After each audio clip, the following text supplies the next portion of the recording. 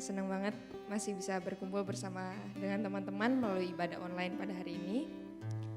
Sebelum kita memulai ibadah kita hari ini, mari kita tenangkan hati dan pikiran kita. Kita bersatu teduh terlebih dahulu.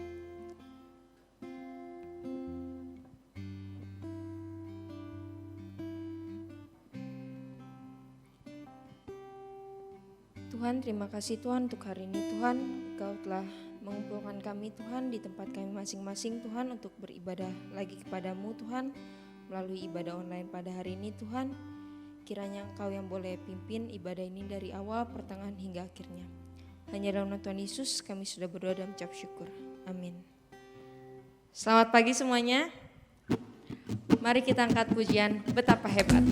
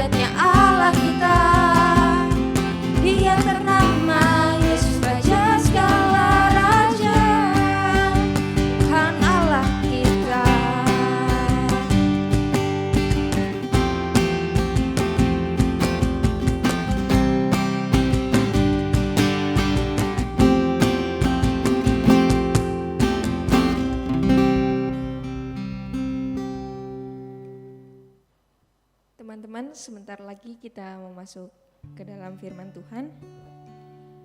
Yuk kita sama-sama siapkan hati dan pikiran kita untuk mendengarkan firman Tuhan. Mari kita angkat pujian Menyenangkan-Mu.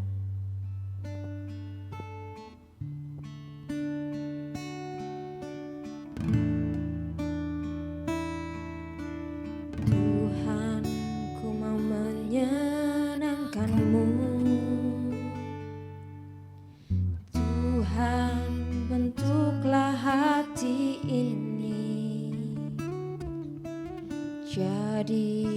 bejana untuk hormat-Mu, cemerlang bagai emas murni.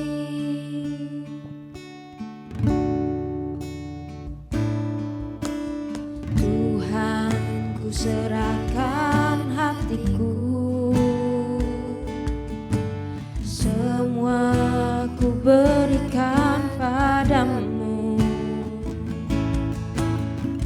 Kuduskan hingga tulus selalu, agar aku menyenangkan-Mu, menyenangkan-Mu, senangkan-Mu. Hanya itu kerinduanku, menyenangkan-Mu, senangkan hati-Mu. Hanya itu kerinduanku.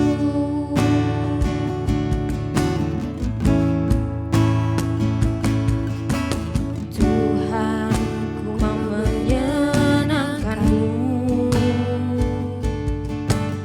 Tuhan, bentuklah hati ini jadi bejana untuk hormat-Mu, cemerlang bagai emas murni. Tuhan, ku serahkan hatiku,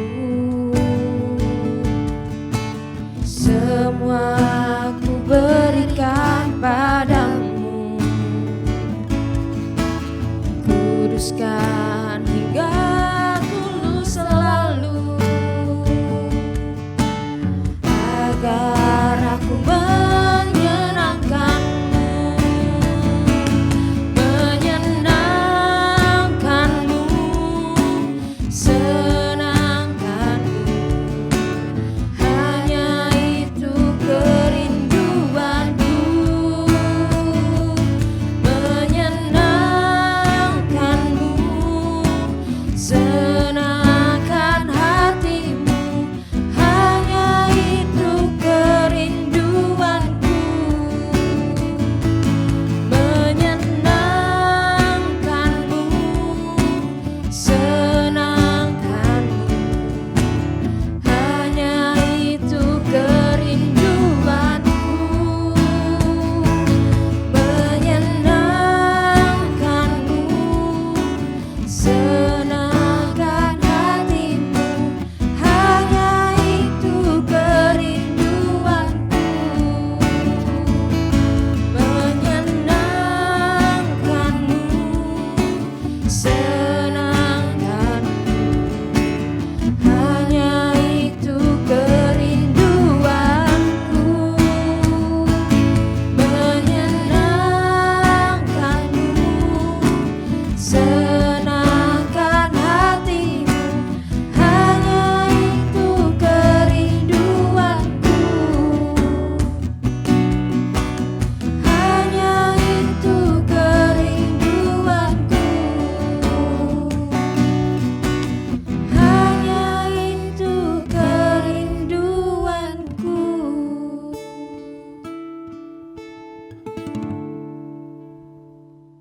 Shalom teman-teman PRMI yang terkasih di dalam Tuhan.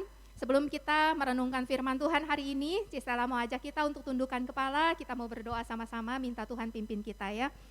Bapa di dalam surga, kami bersyukur untuk kasih setia Tuhan yang senantiasa begitu luar biasa kami alami hari lepas hari.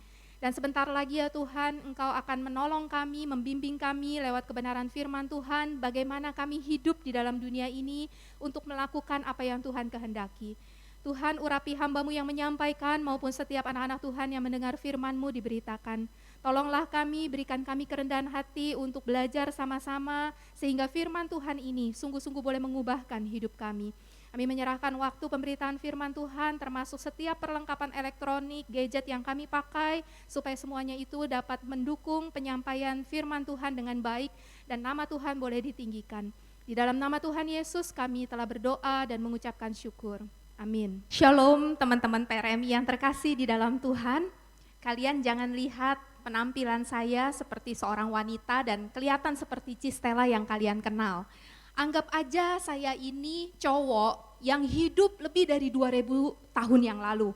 Dan Tuhan kasih kesempatan untuk ngomong sama kalian karena Cistelanya nggak siap untuk khotbah. Teman-teman, saya ini dulu tinggal di tengah kota tempat orang-orang kaya itu tinggal.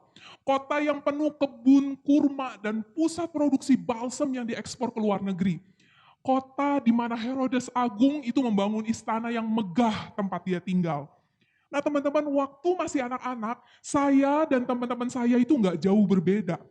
Tapi waktu remaja, saya sangat berbeda secara fisik dari teman-teman yang lain. Kalian tahu, anak-anak yang hidup lebih dari 2000 tahun yang lalu itu sama aja dengan anak-anak zaman kalian sekarang hidup. Kalau ada orang yang beda, dengan segera akan jadi sorotan. Tahu nggak? Pembina kalian yang kalian sebut Cistela, dulu itu dipanggil si mata empat karena dia pakai kacamata. Ada yang panggil dia Cina atau sipit karena dia sekolah di sekolah negeri. Teman-teman, waktu remaja kalian mungkin udah biasa saling panggil sama nama julukan. Si kribo lah, si item lah, si gendut lah. Buat yang dipanggil kayak begitu, biasanya tuh nggak bisa ngelak. Karena semua panggilan itu seringkali merupakan fakta. Dipanggil si ceking lah, dia memang ceking. Dipanggil si pendek, ya emang dia pendek. Disebut si jerapah, ya karena dia jangkung banget dibandingin teman-temannya. Dipanggil gajah dembul, karena dia memang gembul. Nah, teman-teman, saya ini anak orang kaya. Tapi saya punya kelemahan fisik yang sering banget jadi ejekan. Teman-teman saya julukin saya itu si kate, si pendek, si cebol. Padahal nama asli saya itu sangat bagus artinya, yang murni dan saleh. Itu nama asli saya punya arti. Tapi saya nggak bisa mengelak ketika teman-teman saya itu julukin saya si pendek. Atau kalau kalian sebutin di zaman sekarang si kate atau si cebol. Karena emang badan saya tuh kecil seperti anak TK. Waktu teman-teman saya milih tim olahraga, saya pasti nggak dipilih karena saya tuh pendek. Larinya saya tuh kalah cepat dibandingin teman-teman yang lain. Gara-gara saya kecil, disikut juga jatuh. Jadi yang satu tim sama saya tuh pasti kalah. Nggak ada yang mau ngajakin saya main. Teman-teman, beruntung banget kalau saya itu kecil dan pendek, tapi otak saya tuh cerdas. Saya jago ngitung. Saya paling suka matematika. Dan yang saya paling suka itu adalah penjumlahan dan perkalian. Saya nggak suka pengurangan dan pembagian karena itu merugikan saya. Papa ngajarin saya kalau saya nggak boleh kaya karena orang tua. Tapi saya harus kaya dengan usaha saya sendiri. Dengan jadi orang kaya, maka kata papa, saya tidak akan pernah dihina orang lagi. Dan karena saya anak orang kaya, saya punya cita-cita mau menggandakan kekayaan orang tua saya. Dengan uang, saya pikir saya bisa membeli penghargaan dari orang-orang di sekitar. Saya mau kumpulin duit sebanyak mungkin, supaya orang-orang di sekitar gak ada yang berani menghina saya lagi. Saya punya mimpi, suatu saat teman-teman yang dulu pernah menghina saya, bakalan mohon-mohon minta tolong sama saya. Dalam hati itu saya bertekad, lihat aja nanti kalau gue udah gede, punya duit banyak, tunggu balasan gue. Teman-teman, bangsa Israel waktu itu berada di bawah penjajahan Romawi. Kami harus bayar pajak ke penjajah. Pemerintah Romawi itu menawarkan pekerjaan sebagai kepala pemungut cukai buat kami orang Israel asli yang mampu beli kerjaan itu dengan harga tinggi. Kita sebut aja kerjaan sebagai kepala tukang pajak ya, supaya kalian gak bingung. Kerjaan ini tuh gak digaji, tapi boleh narik duit melebihi standar yang dikasih pemerintah. Pemerintah Romawi cuma mau si kepala tukang pajak ini setor sejumlah duit yang ditentukan. Sisanya kalau lebih ya bisa buat si kepala tukang pajak itu. Jadi teman-teman, kepala tukang pajak ini mengepalai banyak tukang pajak di wilayah-wilayah tertentu. Nah, saya yakin banget kalau saya beli jabatan sebagai kepala tukang pajak nih di kota Yeriko, tempat orang-orang kaya tinggal, wah saya pasti dapat duit dengan cara cepat. Sebagai kepala tukang pajak, saya boleh rekrut bawahan saya, yaitu para tukang pajak yang langsung berhubungan sama rakyat yang bayar pajak.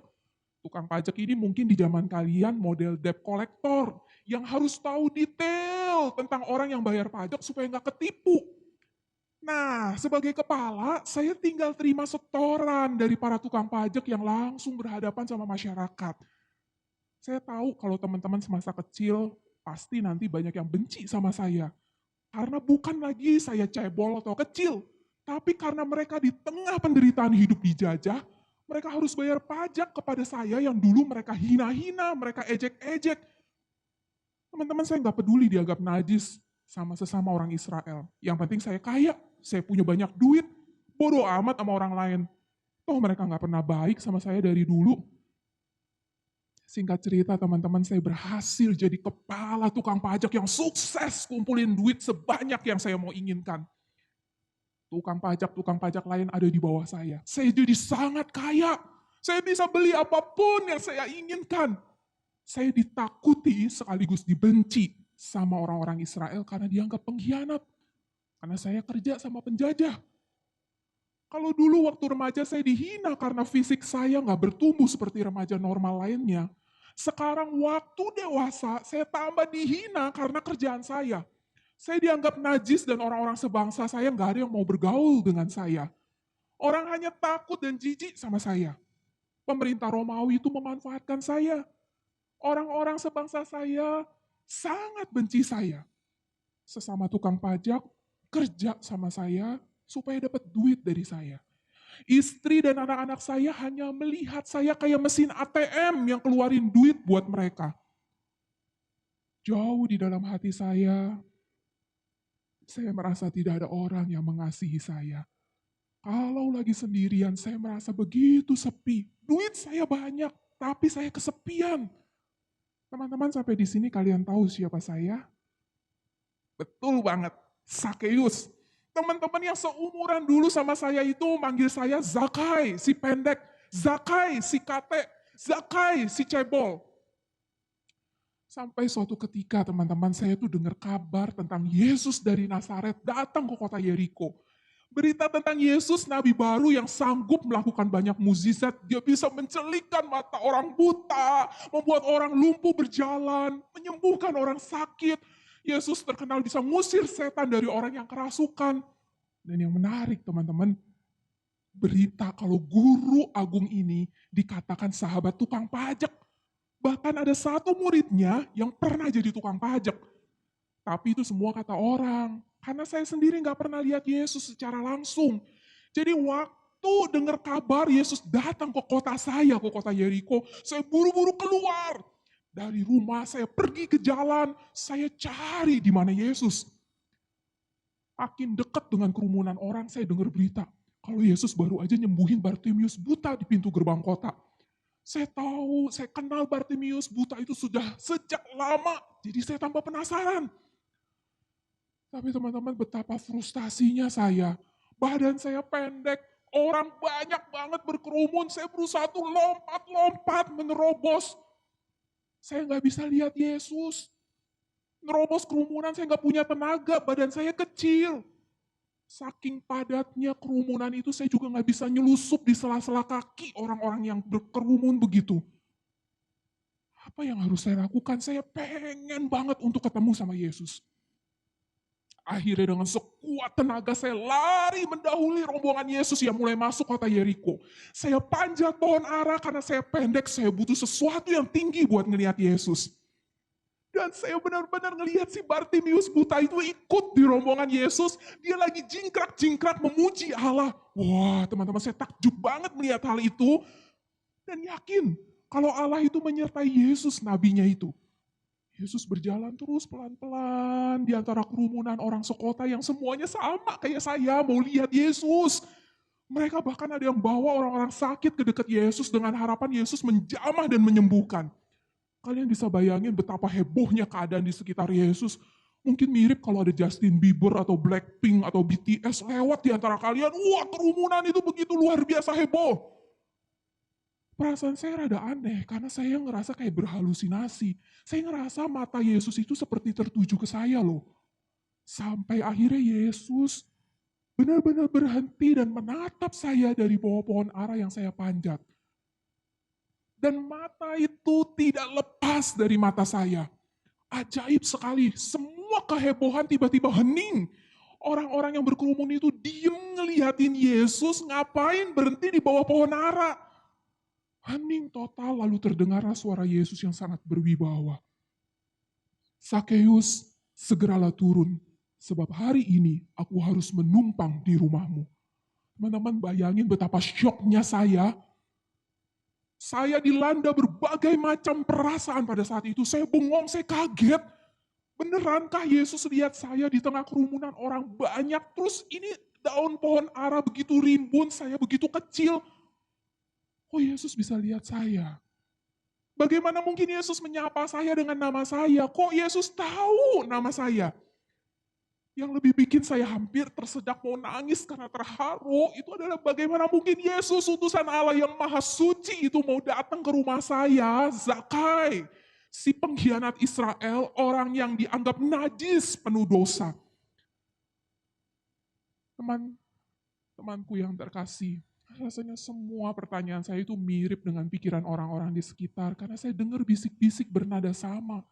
Mayoritas itu mengomentari Yesus yang mau numpang di rumah saya yang terkenal sebagai koruptor nomor 1 di kota Yeriko. Semua emosi yang berkecamuk dalam dada saya itu dikalahkan dengan sukacita. Kalau saya diterima Yesus apa adanya, saya dikasihi, saya disayang oleh Yesus. Saya segera turun, gak sopan banget saya ada di atas pohon. Fisik saya yang kecil dan berusaha meninggikan diri dengan panjat pohon ara buat lihat Yesus. Tahu nggak teman-teman, setelah ketemu Yesus, saya masih merasa kurang kecil. Betapa besarnya Yesus.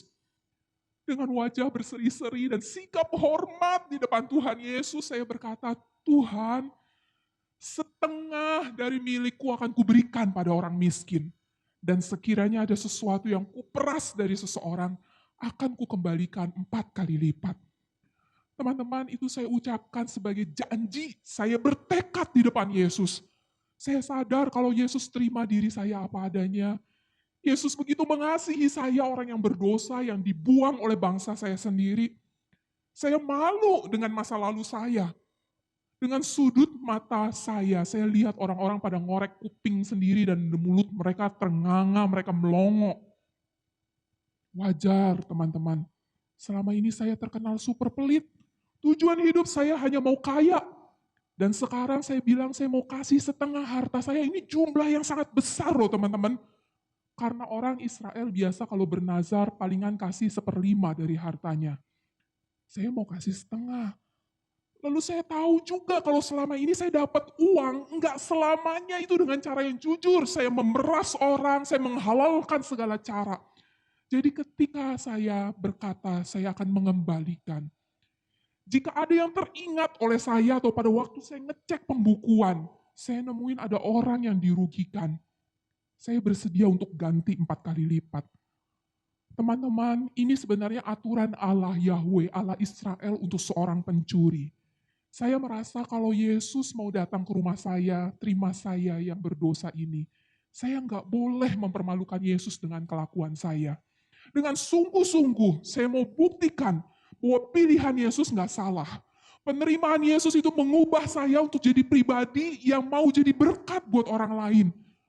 Kalau saya hidup lebih sederhana, uang saya pasti lebih berguna bagi orang-orang susah yang lebih membutuhkan daripada saya. Kalau saya sungguh-sungguh nyesel sudah jadi koruptor, saya harus tunjukin usaha untuk ganti rugi apa yang saya ambil dari orang-orang sebangsa saya. Dan teman-teman, heran sekali loh.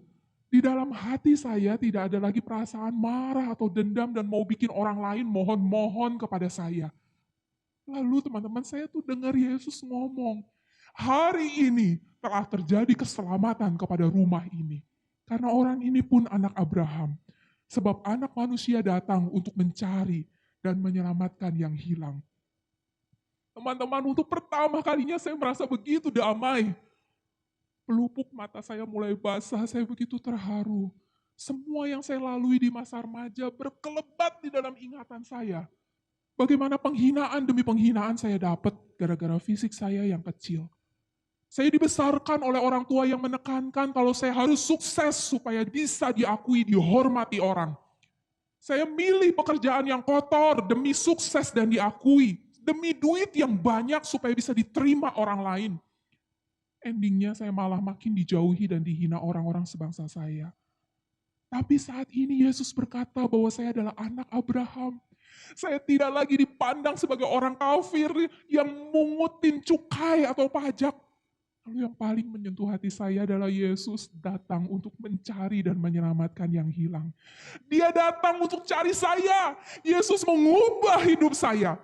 Saya mau hidup, saya juga mengubah orang-orang lain yang seperti saya dulu. Saya mau mengenalkan mereka pada Yesus. Saya undang semua pemungut cukai bawahan saya ke rumah saya. Kami duduk, makan, dan minum dengan Yesus. Kami orang-orang sakit yang selama ini berusaha mencari kebahagiaan dalam dunia dengan berbagai macam obat yang ditawarkan dunia. Tapi saat ini kami mendapat sang tabib sejati yang datang bagi orang-orang sakit seperti kami. Teman-teman PRMI yang terkasih, Yesus adalah transformer sejati. Orang-orang yang berjumpa dengan Yesus pasti mau gak mau akan menghadapi dua pilihan. Berubah seperti saya berubah. Atau meninggalkan Yesus seperti orang muda yang kaya yang meninggalkan Yesus. Teman-temanku, penerimaan Yesus mendorong saya berubah. Saya gak bisa tetap dengan cara hidup yang lama untuk terus-menerus berdosa. Ada perasaan dalam hati yang bersyukur. Dan saya gak mau hidup saya mempermalukan Yesus yang datang ke rumah saya. Masuk ke dalam hati saya. Saya harus tunjukin sama dunia bahwa Yesus mengubah hidup saya. Saya bahagia dengan tujuan baru bahwa hidup saya ini milik Yesus. Dan seharusnya memuliakan Yesus. Apa yang ada pada saya harus jadi berkat buat orang lain. Jika saya melakukan kesalahan kepada orang lain, saya harus tunjukkan pertobatan dengan tidak mengulangnya lagi. Dan sebisa mungkin bayar ganti rugi kepada orang yang saya sakiti.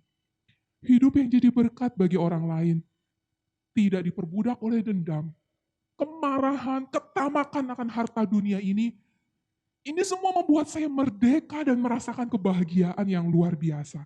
Saya harus ceritakan dan bawa lebih banyak orang-orang sakit kepada Yesus lewat hidup saya. Mari kita berdoa. Bapa di dalam surga, hamba-Mu telah selesai berbicara. Kami menyadari bahwa di dalam kehidupan ini ada begitu banyak hal yang seringkali kami lakukan seiring dengan apa yang kami pandang baik. Kami menginginkan hal-hal yang kami pikir itu adalah yang terbaik bagi kami. Kami lupa ya Tuhan, bahwa di dalam hidup ini ada begitu banyak hal yang seharusnya kami bawa di hadapan Tuhan. Karena seluruh hidup kami sesungguhnya adalah milik Engkau. Oleh karena itu Tuhan, kalau hari ini kami boleh belajar dari seorang tokoh yang bernama Sakeus, bagaimana kehidupannya boleh diubahkan ketika mengalami perjumpaan pribadi dengan Kristus. Tolonglah setiap teman-teman remaja di PRMI untuk sungguh-sungguh boleh mengalami hidup yang diubahkan oleh Kristus karena mengalami perjumpaan pribadi dengan Kristus.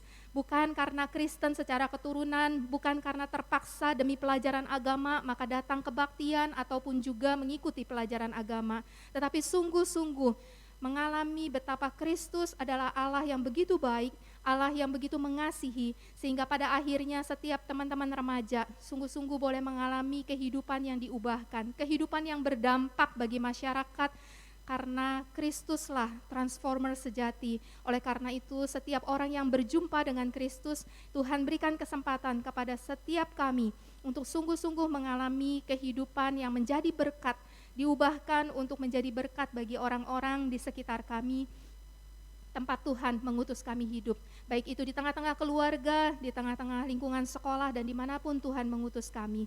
Terima kasih ya Tuhan, hanya di dalam nama Tuhan Yesus kami telah berdoa dan mengucapkan syukur. Amin. Teman-teman, sebentar lagi kita mau masuk ke persembahan. Untuk persembahan, teman-teman bisa transfer ke nomor rekening atau scan QR Code yang ada di layar kaca teman-teman. Mari kita angkat pujian Engkau baik.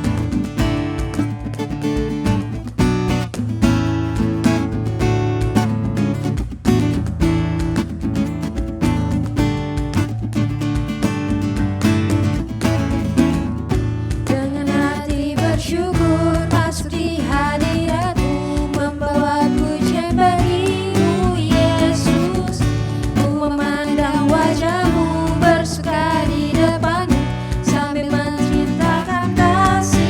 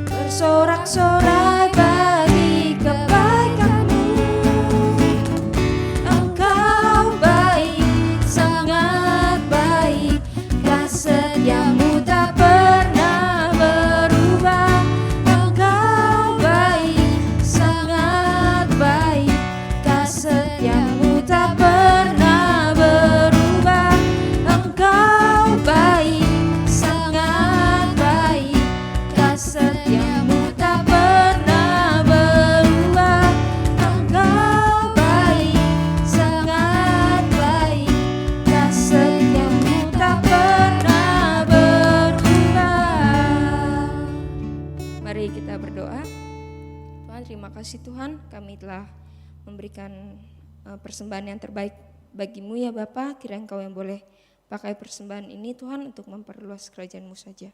Hanya dalam nama Tuhan Yesus kami sudah berdoa dan mengucap syukur. Amin. Shalom teman-teman remaja PRMI GMI Immanuel dimanapun kalian berada. Apa kabarnya teman-teman? Ya, saya sangat bersyukur kita masih bisa bertemu kembali. Saya bisa menyapa teman-teman semua. Dan saat ini kita juga bersyukur bisa tetap beribadah walaupun secara online di tengah-tengah masa pandemi seperti ini. Dan saya berdoa kiranya teman-teman semua dalam keadaan yang sehat, semangat, sukacita, dan tetap setia untuk beribadah kepada Tuhan. Dan pada saat ini saya ingin memberikan beberapa warta untuk kita semua teman-teman. Yang pertama kita berterima kasih kepada Cistela atau penginjil Stellaria untuk firman Tuhan yang boleh disampaikan kepada kita semua yang begitu powerful dan begitu indah. Kiranya kita berdoa kiranya Tuhan boleh terus menyertai pelayanan dari Cistela, terus Tuhan boleh pakai untuk menjadi berkat dan Tuhan terus memberkati di dalam kehidupan sehari-hari, keluarga, pelayanan, dan Tuhan terus boleh menolong memberikan kesehatan. Dan untuk teman-teman semua yang sudah mendengarkan firman Tuhan, biarlah firman Tuhan hari ini boleh kita praktekkan bersama-sama sehingga kita boleh menjadi berkat juga bagi orang lain. Dan yang kedua teman-teman, tema kita minggu depan adalah susah sinyal yang akan dibawakan oleh saudari Jennifer Gabriela. Yuk sama-sama kita tetap beribadah minggu depan teman-teman, kita dengarkan firman Tuhan yang akan disampaikan. Biarlah kita terus boleh bertumbuh bersama-sama. Lalu teman-teman, warta kita yang ketiga adalah di tanggal 9 Mei nanti PRMI kembali akan mengadakan challenge ya teman-teman ya, Prove It Challenge, bertema tentang Mother's Day. Nah teman-teman, mari teman-teman ikuti terus ya dengan hadiah yang begitu menarik. Teman-teman bisa mengikutinya dan melihat informasinya di Instagram PRMI. Jadi teman-teman ingin tahu challenge berikutnya seperti apa, teman-teman bisa mengikutinya di Instagram PRMI. Dan teman-teman berikutnya yang keempat, gereja akan membuka kembali kelas baptisan. Jadi teman-teman yang ingin ikut kelas katekisasi dan ingin dibaptis, gereja sudah membuka kelas ini di awal bulan Mei dan ditutup di akhir bulan Mei. Jadi bagi teman-teman yang tertarik dan teman-teman tergerak ingin dibaptis, teman-teman bisa mendaftarkannya ke saya, ke Cistela ataupun ke pengurus. Teman-teman bisa mendaftarkan dan akan dimulai di bulan Juni nanti. Oke, begitu saja warta dari saya. Mari sama-sama kita tutup ibadah kita berdoa. Bapa di surga, terima kasih untuk anugerah yang Tuhan selalu berikan kepada kami. Bahkan penyertaan Tuhan tidak henti-hentinya Tuhan berikan kepada kami ya Tuhan. Kami sungguh bersyukur untuk hal itu. Dan pada saat ini ya Tuhan, kami juga bersyukur untuk ibadah yang boleh kami nikmati ya Tuhan.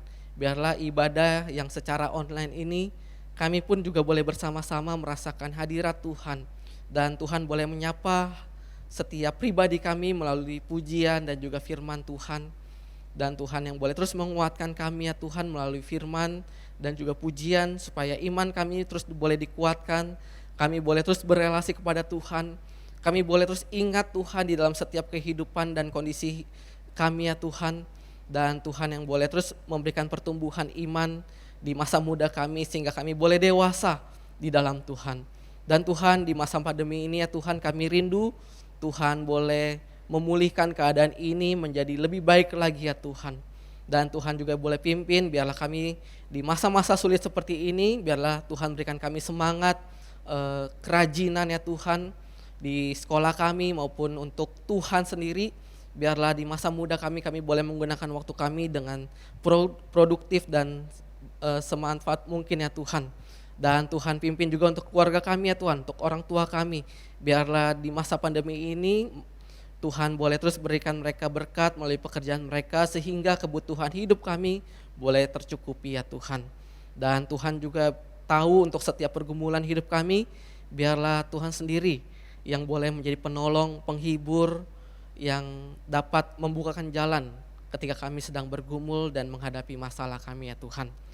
Ini doa kami ya Tuhan, kami landaskan seperti doa yang Tuhan ajarkan kepada kami. Bapa kami yang di surga, dikuduskanlah namamu. Datanglah kerajaan-Mu, jadilah kehendak-Mu di bumi seperti di surga. Berikanlah kami pada hari ini makanan kami yang secukupnya, dan ampunilah kami akan kesalahan kami, seperti kami juga mengampuni orang yang bersalah kepada kami. Dan janganlah membawa kami ke dalam pencobaan, tetapi lepaskanlah kami daripada yang jahat. Karena Engkau-lah yang mempunyai kerajaan dan kuasa dan kemuliaan sampai selama-lamanya. Amin. Selamat hari Minggu untuk kita semua. Sampai jumpa di ibadah minggu depan dan Tuhan Yesus memberkati kita semua.